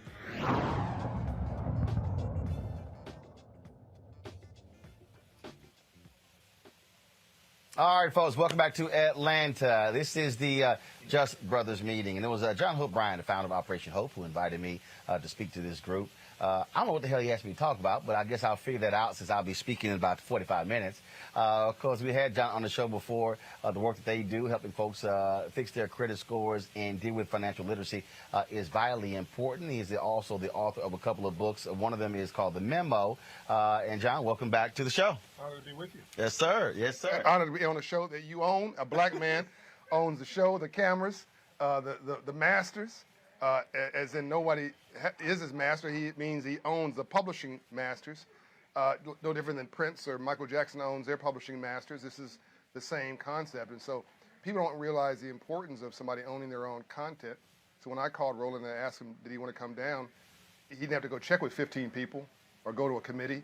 It was a committee. Or ask permission. Or ask permission. He just said, yes, I'm doing it, and brought his whole crew here mobile. We need social justice through an economic lens now. And the new color is actually not black or white or red or blue. It's actually green. And you are walking your talk. You're expressing your principles through your economic power, who you're hiring, who you're contracting with. I was listening to some of these. This show, everybody needs to go back and watch this show again. I mean, you experienced the only city in America where black folks are running almost everything. And it's not to the exclusion of anybody else. We invite everybody here. In fact, I think that's really the way it worked, is that it's been inclusive. But we decided not to argue in the 60s about who were at a water fountain, but who got the contract, right? And so you have the biggest black business in America for real estate. Herman Russell's business, his son was here. You've had Tommy Dorsch, 100 Black Men of America, and his business is here. You got a brother coming up who's running a $4 billion budget with the BeltLine. Great brother, Clyde. You got all these heroes and sheroes who are doing stuff in the South Coast, in the moral capital of America, the 10th largest economy in the U.S., Atlanta, Georgia. And this is an example of where diversity and inclusion helps all boats to rise. And I would like to see other cities model what's happening here in Atlanta. It's not perfect. We had problems galore, but we're working on all of them. And when folks have a meeting in Atlanta, folks show up. I mean, it could be 7 a.m. and the ballroom is packed with folks who are serious about transformational change. So we want you to come here and see it for yourself, experience it, and share it, the Atlanta model, with others. We also talk about this idea of reprogramming. That's the phrase that I use. You use another phrase. It's the exact same thing. A reset, software upgrade. Yeah, software upgrade. And the thing for me is it's just like, so I made it the other day. So we launched almost 2 weeks ago. We launched Black Star Network. We launched it. Congratulations. We announced on September 2nd. Folks have no idea what that is. Just subscribe to it. And the thing that is very interesting that I try to walk people through. I walked them through, I said, so 620,000 followers on Instagram, 619,000 followers on Twitter, 1.3 million followers on Facebook, 798,000 followers on YouTube. So that's 3.3 million. Right. And so... And by the way, my 2.5 million are mostly because of you, because you told me to go do this stuff the first time. So really you got 5, 6 million. We're going to go ahead. And the thing here that I explain to people, so that's 3.3 million on those social media platforms that we don't own. Right. So I'm trying to hit 10,000 downloads on Black Star Network. Right. And what I've tried to explain to people is, even, let's just say 10% of the total of the other platforms shift over to Black Star Network. Yeah. We're now at 300,000 downloads. Right. Completely changes the conversation when it comes to going to advertisers. Right. In terms of viewership. What Isaac Hayes III is doing with his app fan base. Has audio rooms just like Clubhouse. Yep. Has photos and videos just like Instagram. Yep. black people made Clubhouse a $4 billion valuation in 9 months. Yep. And I said, we can make fan base sexy and it's black owned. Yep. It's getting our folks to understand that if we make they stuff sexy, what happens, we make our stuff sexy and we own it and we control it. Yeah, the new movement has to go, said another way, in my view, we got to go from a movement in the streets, civil rights, marching, to a new movement in the business suites, civil rights, partnerships, prosperity, economic opportunity. And the best way to stop a bullet in our neighborhoods, as you know, is a job, right? We got to create jobs. You mentioned this earlier. Most of our black businesses don't have an employee, right? I mean, I own the largest owner of single-family, people know me from Operation Hope, but I also am the largest owner of single-family rental homes in America, a person of color, not just black, of color. I own 700 homes in Atlanta and North Florida. Well, 65% of my vendors are black. Plumbers, lighting, electrical, roofing, landscaping, painting. I'm going to miss something obvious. Help me. Roofing. Anything to do with houses. Anything to do with housing. I'm going to pay you a minimum living wage and give you a good contract, right? It's not welfare. It's not a handout, and it's not one-time charity. This is renewable philanthropy. I'm going to spend millions of dollars a year in my neighborhoods reinvesting, and the more homes I own, the more infrastructure I have, the more people pay me rent, the more contracts I can give. And so we got to change the game. We got to own the game. I started that company 3 years ago, Promise Homes Company. Didn't even exist before. So this is financial literacy in action. People talk about, well, John, this financial literacy stuff. Can it really transform and change things? It added to my net worth. It's a $125 million platform now. It was zero 3-4 years ago. And everybody watching this can go buy one home you own and one home you rent. Go ahead. I had a sister who did makeup for our TV One show. And when the show got canceled, she said, Roland, I just got to tell you thank you. I was like, why? She said, hiring me to do makeup on this show changed my life. She said, that's how I was able to buy a house.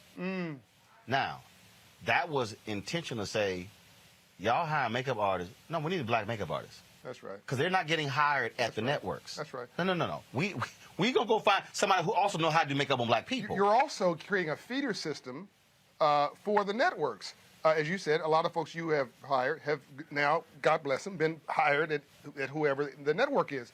And that's a beautiful thing. This young lady here, you gave her a step up. You hit me with somebody last week, and Roland, this is what he does when nobody's looking. Hey, John, his sister owns a home in Atlanta. She's in another state right now. She's tripping out. She needs a plumber or whatever.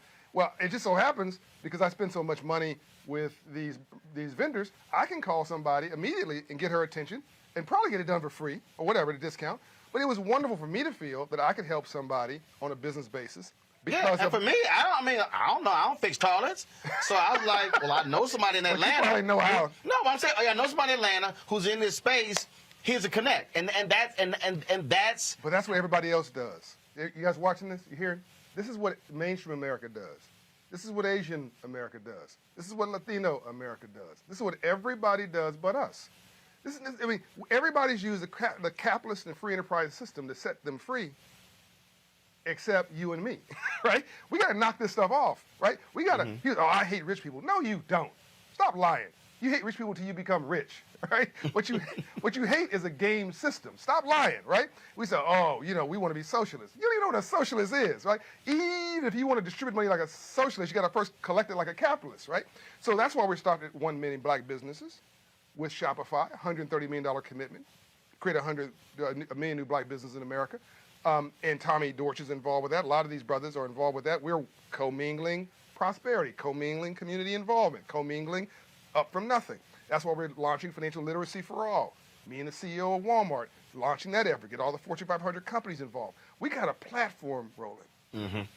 A whole new generation of priorities, of leadership, of efforts.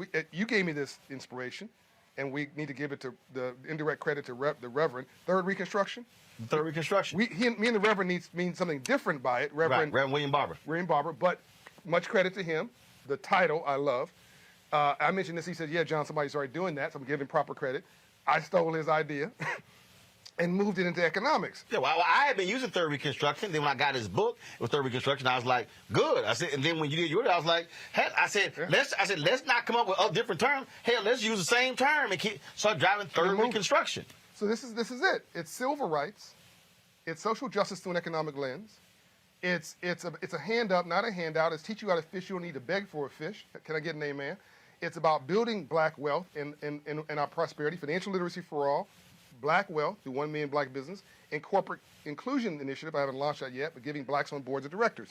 This is how you change hiring, management, decisions, investment, and how our communities collect wealth. An inner city in France, it's called Paris.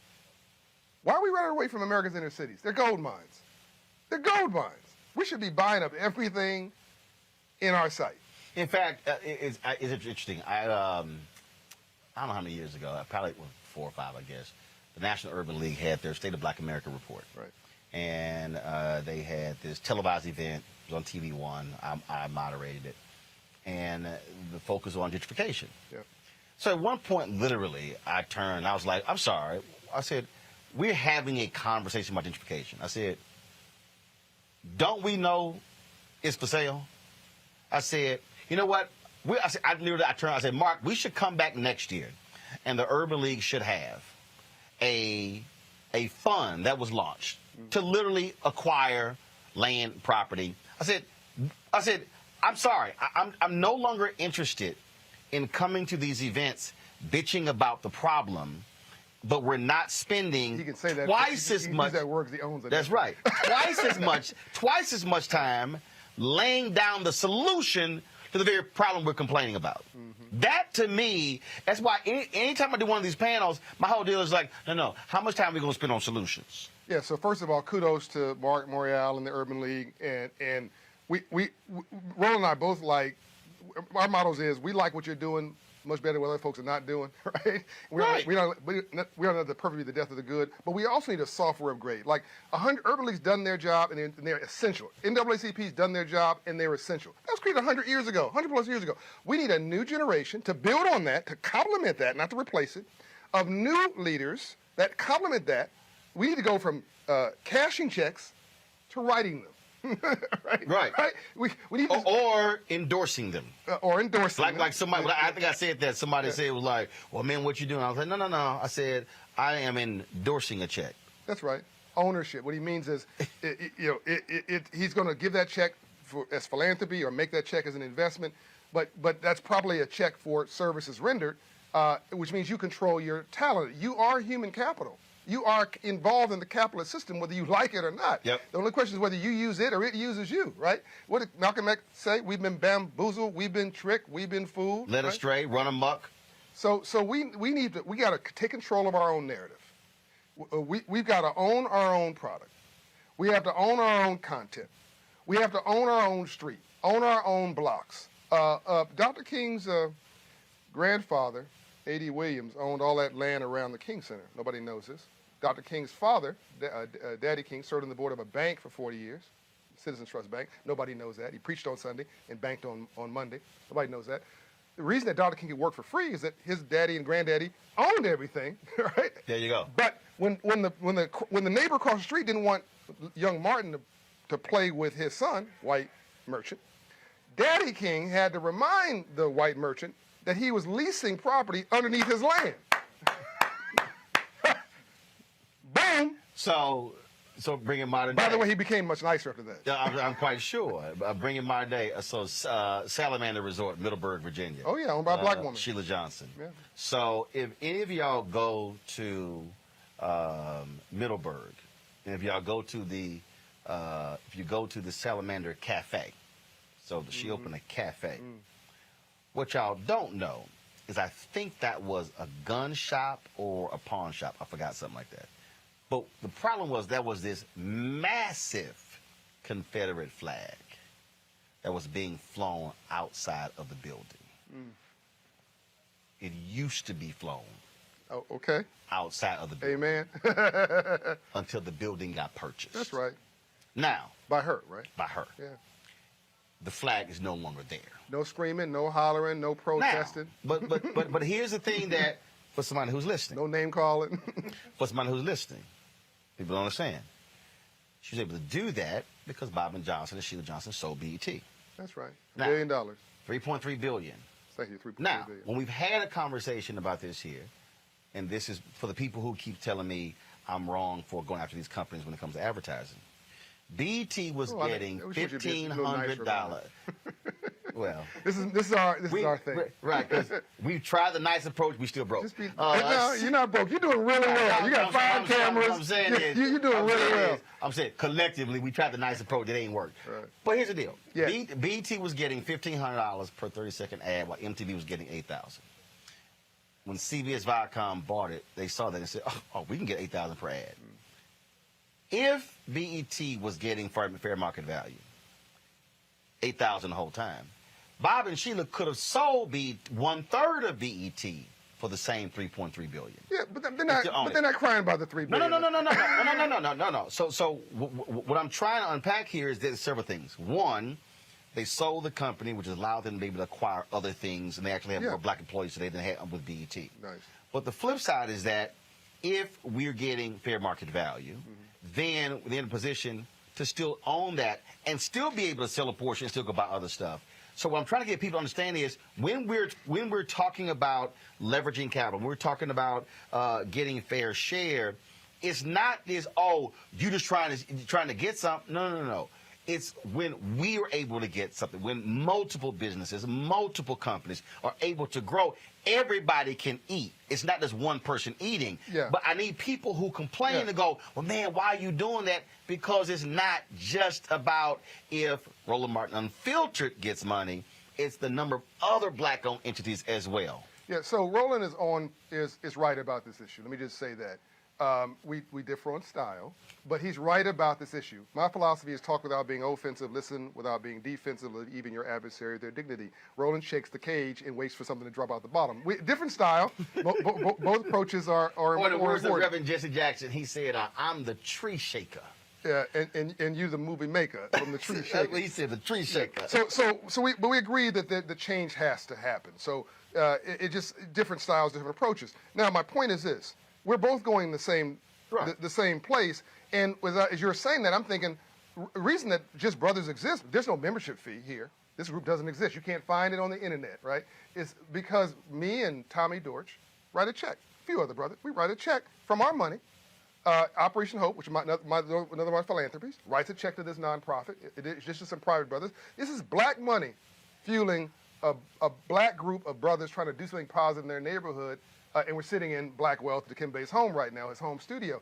Isn't that a beautiful thing? That's not a negative on anybody else. That's not a knock on anybody else. It's self-determination. The more I can grow my real estate company or Operation Hope or any other, the more I can do for everybody else. There you go. And so this is about getting off the. Stop being a spectator. Stop being a spectator. Stop spending all your time talking about somebody else's celebrity, and get into the game. You need to be a hunter, a skinner, or a cook. Okay, you got to pick a role. And now every family needs a hunter, a skinner, and a cook. Every company needs a hunter, a skinner, and a cook. Hunter is the salesperson. The skinner is the analyst. The cook is the person who developed the product. Figure out what your role is, and create a team. And then go get at one of these priorities for our self-reliance in this 10-year of the third reconstruction, from the year 2020 to the year 2030. What happens in the next 10 years will set the course for the next 100 for our people and for the world. Don't sit around whining and complaining about how bad things are. Go do something about it. I'll also add... Right now. I'll also add, in the last point before we go to break, it also don't... And this is the thing that really irks me, and it's always irked me since I was a kid. And that is, I'm not going to waste time going, man, look at that. This person over here just talking mess and got 3,000 folks watching right now. Roland, why you got 1,600? My whole deal is, I'm focused on the 16. I'm not going to focus. So people say, what's your cumulative views? I mean, if I'm 100 million, you must be 500 million. We did 330 million last year. Oh, see, and see, we on see, track. see that he just had to rub it in. I'm 100 million total. No, I've done 300 million last year. So right, no, the cumulative effect of no. We're at 500 million. Yes, we did 100 million. Yeah. We did 100 million our first year. I see your broadcast in my sleep. 330 million the second year. I can't turn on social media without seeing one of your broadcasts. There you go. But he owns it. Do you want to have 10% of something or 100% of nothing? But see, Roland owns it. But I'm trying to get us to stop whining, complaining about, well, man, it's like this person over here, they got 5 million followers. I'm like, that's great. I'm going to focus what we're doing over here. And it's focus. It's focus. Yes. And I think a lot of times, a lot of people, they get off focus when they're, to your point, when they're whining and complaining about something versus, y'all, if 5,000 people right now want to go listen to Mess, and 2,000 want to listen to this conversation, I'm going to focus on the 2,000, and then I'm going to tell the 2,000, y'all should be bringing one person each. So we need to stop talking about floss riches and start talking about real wealth. Floss riches is enough money to pay your rent or your mortgage, pay your car note, and go on vacation once a year and buy you a suit. By the way, this is a black-owned company, even makes my suit. My landscaper is out in the lobby, Jamel Thomas. But just this sort of floss riches, which is what black folks tend to do, is not real wealth. Real wealth you build in your sleep. Please pay attention to me. Please, please, please. Riches is a paycheck, okay? And it can go away. That's why somebody can get a $100 million contract and poof, it's gone in 3 to 5 years, right? Dikembe, who's coming up to speak to you, he made some money in the NBA, but he really made his wealth in business. Any billionaire you know in the arts or in sports, they made their billions in business, not in front of a camera. You build wealth in your sleep. It's called compounding. His vault of publishing grows up in value when he sleeps. He licenses it when he sleeps. My real estate has gone up $40 million in 15 months. I didn't do anything magic about it other than go and buy it, rehab it, take care of it, and hold it. They aren't growing any more land. Stop whining about, there's going to be a recession. Okay, of course there is. Also, the sun's going to come up and go down tomorrow, too, and somebody's going to be racist against you. So what? But let me tell you something. There's 4 things that have never gone bad in America's history.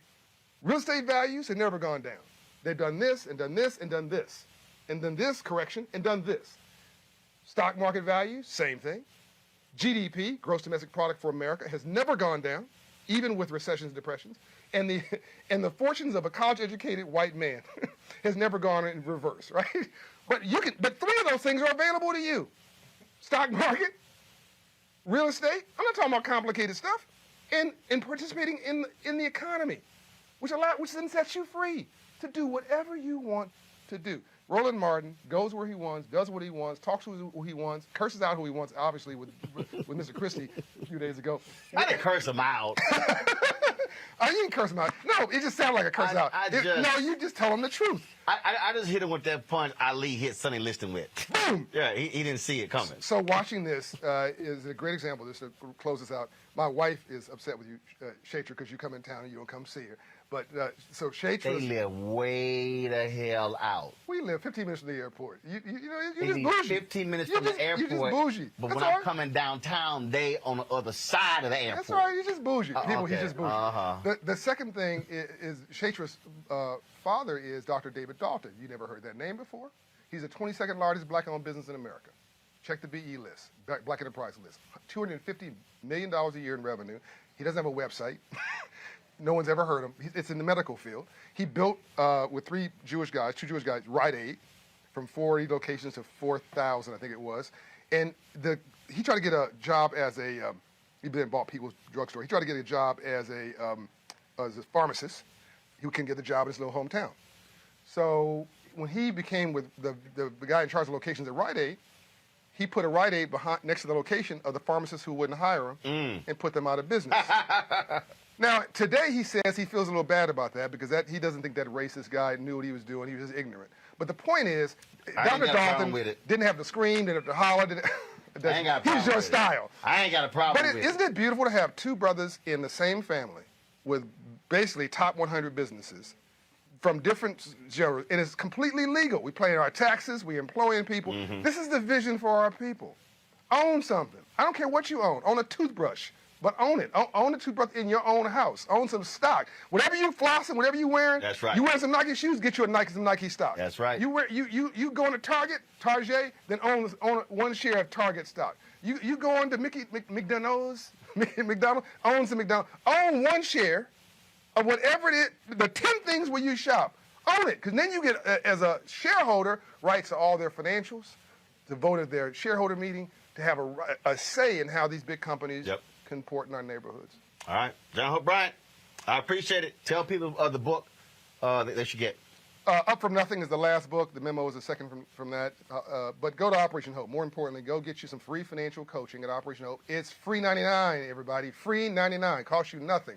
Free financial coaching. We raise credit scores 54 points in 6 months, 120 points in 24 months. Nothing changes your life more than God or love than moving your credit score 120 points.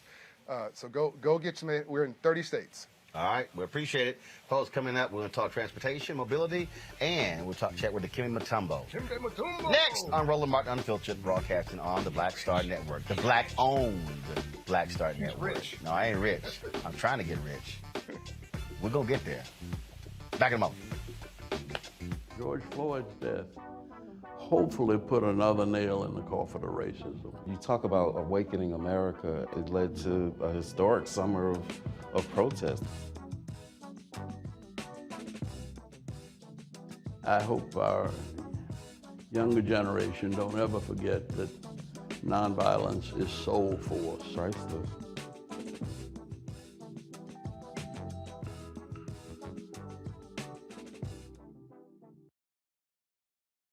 Before Till's murder, we saw struggle for civil rights as something grown-ups did. I feel that the generations before us have offered a lot of instruction. Organizing is really one of the only things that gives me the sanity and makes me feel purposeful. When Emmett Till was murdered, that's what attracted our attention.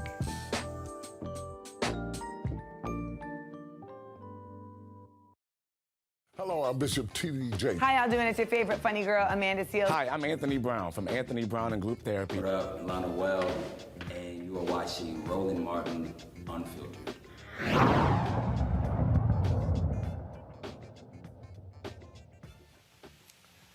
Folks, you want to understand how African Americans have been able to grow. It's also transportation. A lot of people, obviously, who do not have cars. But if you look at a lot of the major cities, whether it's buses and subways, they have played a huge role in the mobility of folks. Joining us right now is Clyde Higgs with the Atlanta BeltLine, of course, that plays a significant role in this city. How big is it, and how many passengers are you serving? So the Atlanta BeltLine, Roland, started in 2006. And this is an outgrowth of the city of Atlanta. So it's really interesting. So when people think about Atlanta, you think about all sorts of positive things. One of our challenges, if we're being honest, is the traffic, the challenges there. So what the BeltLine is trying to do is provide transportation options within the city of Atlanta. So that means a multi-use trail system, that means light rail. And so what we're trying to do is create these whole communities within the city of Atlanta where you don't necessarily have to get in a car to get to a grocery store, to get to a job, to get to housing, to get to amenities. We're trying to create these pockets around this 22-mile loop. Again, a trail, there will be light rail all around in the city of Atlanta. And see, what a lot of people don't realize is, if you read the history of Robert Moses, how highways were built, split up black neighborhoods. They also don't realize how in a lot of cities there's a reason you don't have subway stops in certain areas, or where they do have public transportation, they don't extend out to suburban areas because they said, no, we don't want folks hopping on those trains coming out here for jobs. And so there has been racism in the public transportation business. That legacy, that is the wonderful piece. When I became CEO for Atlanta BeltLine, Inc., this is the part that really charges me up. Because if we think about infrastructure and the history of it, you got to think about what infrastructure did. You're right. It actually separated communities. But what we're doing with the Atlanta BeltLine is we're flipping that, and we're actually going to connect 45 distinct neighborhoods within the city of Atlanta. That is unheard of. And so Really excited about it. I know some people, when they hear the word transportation, they start to kind of glaze over, like, transportation. But it is, and again, I'm biased here, but it is perhaps the most exciting redevelopment project within the city of Atlanta, perhaps the entire Southeast. And just like we talk about city, county, school, we're talking about a significant budget that spends money, and who you spend money with matters. Absolutely. So one of the things that happened in March of this year is there was a special assessment that was passed to help complete the rest of the BeltLine trail network. So roughly we're going to raise about $350 million. And one of the things that we talk about the spirit of Maynard, what we are going to do is push 50% of that construction budget, which is roughly going to be $300 million, to DBE firms within the city of Atlanta. That is significant. And you have to be, and again, you talked about your earlier guest, being intentional. That's what we're doing within the city of Atlanta with the Atlanta BeltLine, is being intentional to make sure that the wealth, that the opportunity for those construction contracts are spread out within the DBE community. And again, that's the thing I'm constantly trying to get people to understand. When you talk about public dollars, there are a lot of white-owned firms that became mega millionaires through public dollars, school board dollars, through construction, through engineering, through architecture, through communications, all of that. Absolutely. You hit it on the head, and that's what we can do with the BeltLine project. So as we finish this off, because ultimately the program is going to be over $4 billion, but when we finish, what we want to leave is a legacy of black-owned businesses within the city of Atlanta that said, you know what, I was a part of the Atlanta BeltLine, and so when we finish, when we go away, that you have the capacity that we helped to create. And again, that's all in the spirit of kind of what Maynard did with the airport. And we're trying to do that in a much smaller way than what Maynard did, but still trying to push that envelope. Okay. All right, then. Well, certainly, good luck. Yeah, thank you. Hopefully, we'll learn more about it, and it will serve as a model for other cities. Absolutely. Thank you much. I appreciate it. All Thanks so right, much. all right. Appreciate it. All right. I'm going to go to a quick break. When we come back, Hall of Famer Dikembe Mutombo. He's our host. We'll talk to him about being a global ambassador for basketball. That is next on the Roland Martin Show. And also, you're watching on the Black Star Network, and I got some good news coming up about that. I'll tell you when we come back.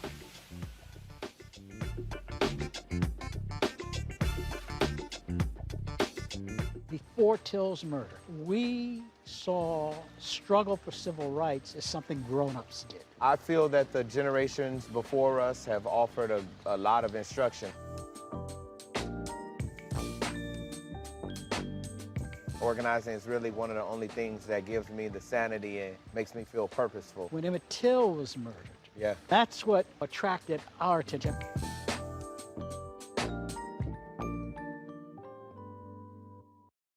You get Black history by default. And so no other craft could carry as many words as rap music. I try to intertwine that and make that create whatever I'm supposed to send out to the universe. A rapper, for the longest period of time has gone through phases. I love the word. I hate what it's become, and to this generation, the way they visualize it. Its narrative kind of like has gotten away and spun away from, I guess, the ascension of Black people.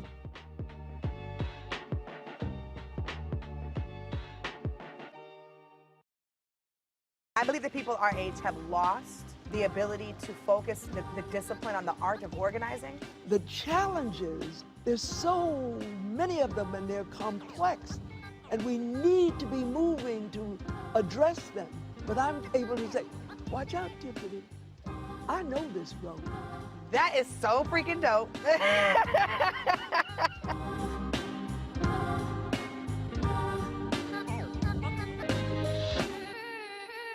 It ain't just about hurting Black folk. Right. We got to deal with it. It's injustice. It's wrong. I do feel like in this generation, we've got to do more around being intentional in resolving conflict. You and I haven't always agreed. Yeah. But we agree on the big piece. Yeah. Now, conflict is not about destruction. Conflict's going to happen.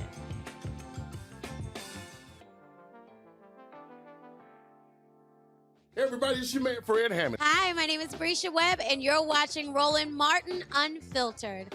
Ow. Well, I like a nice filter usually, but we can be unfiltered.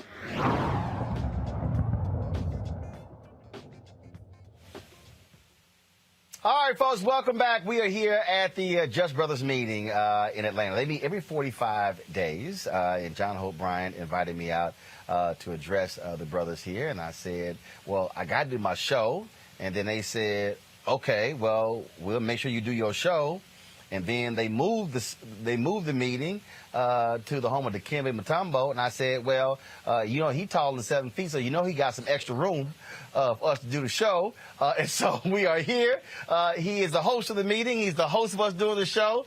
And my brother, I appreciate, it's always good to see you. Good to see you. Hall of Famer, who I call former Houston Rocket. I don't care about the other teams he played for. Yeah, I don't care about the other teams. You know, I'm from Houston. Hey, we know you're from Texas. That's right, from H-Town. So, man, how you doing? I'm doing good, man. Thanks for having me. Man, no, thanks for having us. He was remarking. He said, y'all just brought a whole studio with y'all, huh? Yes. I've never seen so many cameras in my house before. Yeah, well, you know, look, we had, you know, we got to look good because, you know, we sitting here, you know, we stream on, you know, I launched the app. And of course we got it going, and so we got to look right now. We got to look right. Yes, we're looking good. Yo, you always got to look good. Let's talk about what you're doing. You have your foundation, but you also are really doing some great stuff all around the globe as a global ambassador of basketball, especially in Africa. Yes, no long time ago we invested $1 billion to launch NBA Africa Basketball League. It went great. It was very successful. We have a great turnout. The game was watched almost over 200-some plus countries. So we are very happy with the step and the progress that we made. And I also launched a Mutombo coffee. Mutombo coffee? Yes, you have to know that, Ron. Coffee is a $485 billion commodity trade. And when you look at that, there's no black man in the coffee business. There's no black woman in the coffee business. And all those trades happen with the people from a different ethnicity. So why not us? That's the question that we've been asked. Why not us? Why we cannot be on the table when you know that almost 75% of the coffee comes from Africa. Boom. And there's not an African man in the trading floor where the coffee price have been discussed. That has been my debate, and I'm so happy that I put my foot indeed to this game, and I want to be part of this game. I'm tired watching the game from outside. And that's the thing that I'm constantly talking about when we talk about these vast riches coming out of Africa. 7 of the 10 fastest growing economies are African nations. America talks about the role the Chinese are playing, but guess what? If the United States is not investing in these countries, somebody else will go. Yeah, absolutely. That's what is happening. The Chinese are controlling almost the entire mining trade right now with cobalt and copper and lithium. Our next electrical car, all the material that go there, it's coming from Africa, straight to China, then to the rest of the world. But there's no an African man who's there in the front to lead even one of the company. So I went out, raised about $1.7 billion with a couple group of investors. Now we're getting some mining concessions. Y'all went out and raised $1.7 billion? Yes, and now we're getting also in the business in the Congo. So we have some mining allocated to us, and we're going to start working soon. You have to put your foot in the game, man. You cannot always buy a ticket, go sit in a seat, keep watching the game. Once in a while, you got to say, can I play this game? Well, and the thing that I never forget, the joke that Chris Rock said. He said, let's be clear, he said, Shaq not rich. The guy who pays Shaq is rich. Yeah. And the thing, I tell this story all the time.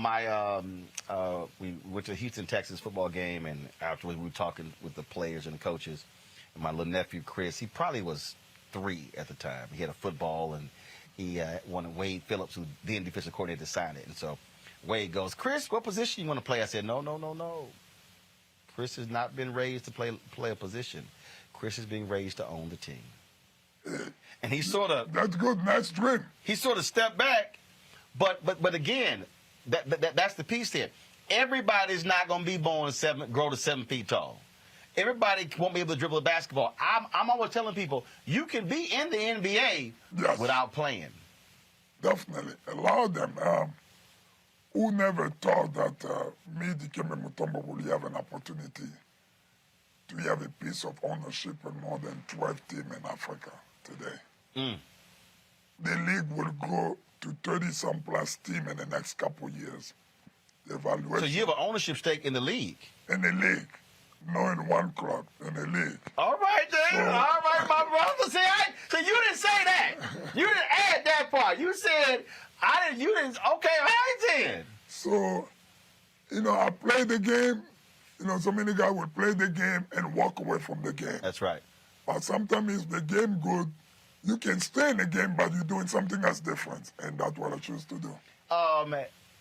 How have you, being on the business side, I talked earlier about understanding the business of the business. How have you applied the discipline that was required to be a great basketball player to business? I use the platform with the gift of talent that God gave to me to play the game of basketball. Met so many wonderful people. And most of the people that I'm talking to them doing business are the people who came to the game. The people who sit on the court side. So many guys would go play the game, and because they're wearing the uniform, and when they finish wearing the uniform, they go straight to the door. They forgot who come, who pay you. That guy who sit on the court side. Have you tried to meet him? Have you tried to ask what his name? What his wife's name? What his kid's name? Those are the things that we need to learn how to do to build life after the game. Building relationships. It's all about relationship. I built the hospital to relationship. I'm building a $4.5 million school that is opening in 4 weeks, from kindergarten to 12th grade, through relationship that people have met through my game. I'm not putting a dime, but I've met so many wonderful people, and I go to them and say, listen, there's kids in Africa who don't have no place to go to school. Can you guys help me? They put a building for them there, and people came in. It's all to relationship. You cannot be successful in life without relationship. Steve Jobs didn't build Apple if he didn't have a great relationship. If you look at his history, he struggled at the beginning. But through some of the relationship that he did have, they was able to call him back to come back to Silicon Valley to build the Apple company that the way it is. It's not just relationship. Someone on YouTube, they were asking, they said, where do they get Mutombo coffee? They said, where do they get it? Or you go to mutombocoffee.com, or you go to Amazon. You will find me there. Okay, all right then. Well, look, first of all, here's what we're going to do.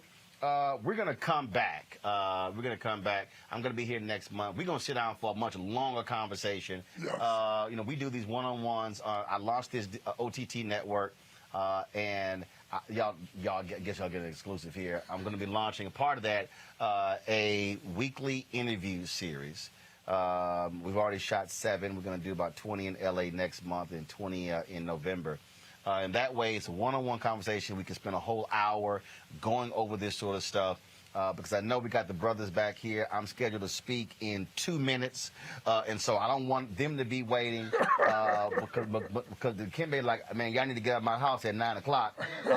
But, man, it's always good to see you. Tell the wife I said hello. I will make sure. And we're going to sit down and we're going to have that longer conversation because folks will really get some great stuff out of this. Thank you. I appreciate it. Appreciate it, sir. Thank you for having me. Folks, that is it for us. Before we go, guess what? We have hit 10,000 downloads on Black Star Network. And so we appreciate all of you who have downloaded the app already. Of course, we launched it September 4th. And so we hit that in 10 days. And so now let's hit 20,000 downloads. If you have not downloaded, go to Apple TV, Roku TV, Amazon TV, Amazon Fire Stick, of course, Samsung TV, Xbox. With all the platforms, you can download it to your Apple phone or your Android phone as well. Again, this is a network that we're building. We're going to have multiple shows. I just told y'all, I broke the news there. I'm going to have solely a one-on-one interview series that's going to be on. I've already interviewed Jack Kay, interviewed Glenn Turman, Bill Duke, Jeffrey Osborne, Richard Lawson, Michael Collier, and I'm missing somebody. No, I haven't done you yet, but I've done those other. They're in the can. So we're going to do these. So we got some great stuff. And so please, we want y'all to also support Roland Martin Unfiltered. Trust me, the dollars that you give, I'm trying to explain to y'all. We've got 2 crew members who are here in Atlanta. When we come places, we hire local talent. When we went to Atlanta, we hire African Americans in L.A. When we were in Atlanta, we did it when we were in Tuskegee, Alabama, when we were in Houston. And so when you support us, you're supporting black businesses as well. And so please join our Bring the Funk fan club. Our goal is to get 20,000 of our fans giving at least $50 a year, $4.19 a month, 13 cents a day. You can give Cash App, $RM Unfiltered. PayPal.me is /R Martin Unfiltered. Venmo.com is /RM Unfiltered. Zelle is RolandSMartin.com. RolandMartinUnfiltered.com. We've had people give us as much, little as $1. We've had people give us as much as $30,000. We don't put a number on it. And it's also why the app is free, because we want to expose as many people as possible to this great content. So your contributions really, really make that possible. Folks, I appreciate all of y'all watching us. Share this video. Amazing content. You're not going to get anywhere else. I'm telling you, there's no other platform that's going to give you these kind of experts in 2 hours. And so please share it. Follow us on YouTube. We're about 1,500 away from having 800,000 subscribers on YouTube. And let's now hit 20,000 downloads. We want to be at 50,000 downloads of Black Star Network by December. And so tell a friend. Let's make it happen. Folks, I'll see you tomorrow. I'm back in studio, and I'll see you tomorrow. Y'all know how we always end the show.